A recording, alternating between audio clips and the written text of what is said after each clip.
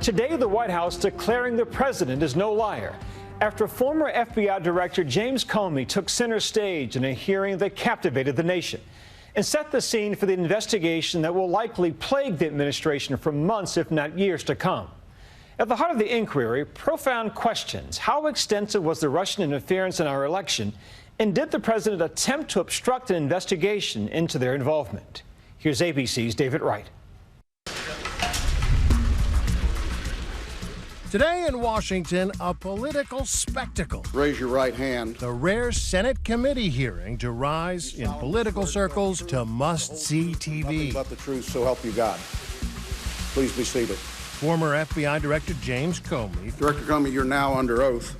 For the first time since he was fired, giving his views on the investigation he led into Russian meddling in the November election. But we're talking about a foreign government that, using technical intrusion and lots of other methods, tried to shape the way we think, we vote, we act. That is a big deal.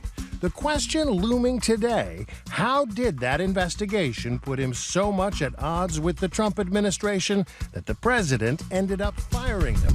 The administration then chose to defame me and, more importantly, the FBI by saying that the organization was in disarray, that it was poorly led, that the workforce had lost confidence in its leader.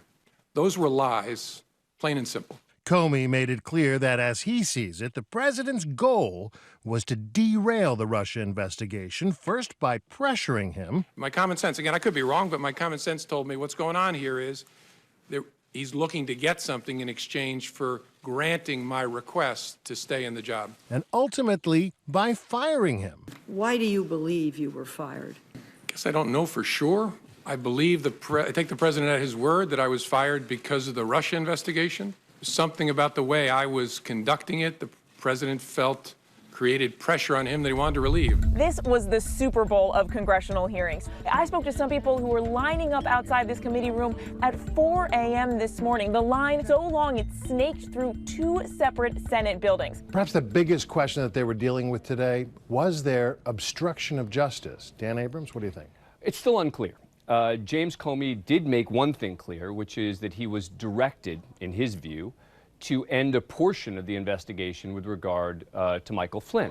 Flynn is the NSA director Trump ultimately fired after it was exposed that he lied about his conversations with the Russian ambassador. Comey says the president privately asked him to go easy on Flynn. I took it as a direction. I mean, this is the president of the United States with me alone saying, I hope this. I took it as this is what he wants me to do. Now, I didn't obey that, but that's the way I took it. The president wanted to speak to him alone, which in and of itself is an extraordinary thing. That doesn't happen very often. And the reason, from listening to Jim Comey's testimony, the reason was because the president understood that what he was going to ask was something that he wanted to keep secret. And people keep things secret when they have guilty knowledge about it. Comey made it clear today that's not how the FBI normally works. The statue of justice has a blindfold on because you're not supposed to be peeking out to see whether your patron is pleased or not with what you're doing. It should be about the facts and the law. Comey detailed his growing unease with the president, starting with their first one-on-one meeting at Trump Tower during the transition. Afterwards, Comey wrote down his account of the meeting on his laptop. I was honestly concerned that he might lie about the nature of our meeting, and so I thought it really important to document. Comey says his interactions with the president got even more awkward from there. He's become more famous than me. You've seen the picture of me walking across the Blue Room, and what the president whispered in my ear was, I really look forward to working with you. And yet, Comey testified, almost a week later, the president invited him over for dinner at the White House. In an interview with NBC News, the president insisted Comey invited himself. A dinner was arranged. I think he asked for the dinner. Did you in any way initiate that dinner? No. He called me at my desk at lunchtime and asked me, was I free for dinner that night? It was at that dinner that Comey claims Trump asked for a pledge of loyalty. Comey says he deferred, promising the president honesty instead. It got very awkward, and I then said, you'll always have honesty from me. He said honest loyalty, and then I acceded to that as a way to end this awkwardness. The president later suggested Comey had better hope there are no tapes of their conversations. I've seen the tweet about tapes. Lordy, I hope there are tapes. Today, Comey insisted he's not worried any tapes would contradict him. The president surely knows whether he taped me, and if he did, my feelings aren't hurt. Release all the tapes. I'm good with it. You may disagree with certain things that he did, but the notion that he's making these stories up, I think that's going to be a tough sell. Today, President Trump's ears must have been burning. The president's legal team and his senior advisors were huddled in a private dining room, a small dining room right near the Oval Office, watching the Comey hearing unfold. The president was in there for part of the hearing, watching as well. Comey was still testifying when Trump spoke at a religious conference in Washington. The entrenched interest and failed bitter voices in Washington will do everything in their power to try and stop us from this righteous cause, to try to stop all of you. The president did not concede an inch. We know that the truth will prevail. But the president hasn't exactly made his case clear. First, claiming he got rid of Comey under the recommendation of the top brass at the Justice Department.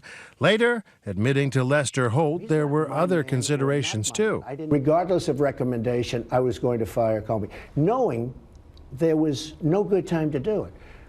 And in fact, when I decided to just do it, I said to myself, I said, you know, this Russia thing with Trump and Russia is a made-up story. Mr. Comey, you encouraged Pressed on the issue today, Comey said he took the president at his word, but declined to say whether what the president did was illegal. Do you believe this will rise to the obstruction of justice?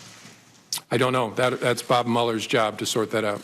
Bob Mueller is Comey's predecessor as FBI director. The two men have known each other for years. Mueller is now serving as special counsel to complete the Russia investigation. Today, Comey admitted that after his firing, he leaked the content of his own memos in an effort to ensure the Justice Department would appoint a special counsel. I asked a friend of mine to share the content of the memo with a reporter. Didn't do it myself for a variety of reasons, but I asked him to because I thought that might prompt the appointment of a special counsel. Ladies and gentlemen, I'm Mark Kasowitz, President Trump's personal lawyer. Today, the president's own lawyer took Comey to task for leaking. We will leave it to the appropriate authorities to determine whether these leaks should be investigated along with all the others that are being investigated. And even suggested that maybe Comey could be prosecuted for that. So a very aggressive response and pushback from the White House to Jim Comey's testimony. Overall, Kasowitz seized on a few key moments of Comey's testimony that he says vindicate his client. Mr. Comey has now finally confirmed publicly what he repeatedly told President Trump privately. That is, that the president was not under investigation as part of any probe into Russian interference. Comey did admit he reassured the president at least 3 separate times that he personally was not a target of the investigation. The president asked him to say so publicly. His specific ask was that you would tell the American people what you had already told him, what you had already told the leaders of Congress, both Democrats and Republicans, that he was not personally under investigation. Yes, sir. In fact, he was asking you to do what you have done here today. Correct. Yes, sir. But Comey said he thought it best not to do so because if circumstances changed, there'd be a duty to correct the record. Do you believe Donald Trump colluded with Russia? It's a question I don't think I should answer in an open setting. As I said, that when I left, we did not have an investigation focused on President Trump. But that's a question that'll be answered by the investigation, I think. For his part, House Speaker Paul Ryan today suggested Trump's clashes with Comey likely resulted from naivete, not from any nefarious reasons. The president's new at this. He's new to government. And so he probably wasn't steeped in the long-running protocols that establish the relationships between DOJ, FBI, and White Houses. One party involved must be delighted at how this is all shaking out. I think that the Russians are exactly thinking this is mission accomplished beyond their sort of wildest expectations. Not only did they influence the election in the way that they intended, but they also have sort of sown all of this disorder and chaos. The president may well have discovered that governing in Washington isn't as straightforward as hosting The Apprentice. Sidelining James Comey wasn't so simple as just telling him, "You're fired." I'm David Wright for Nightline in New York.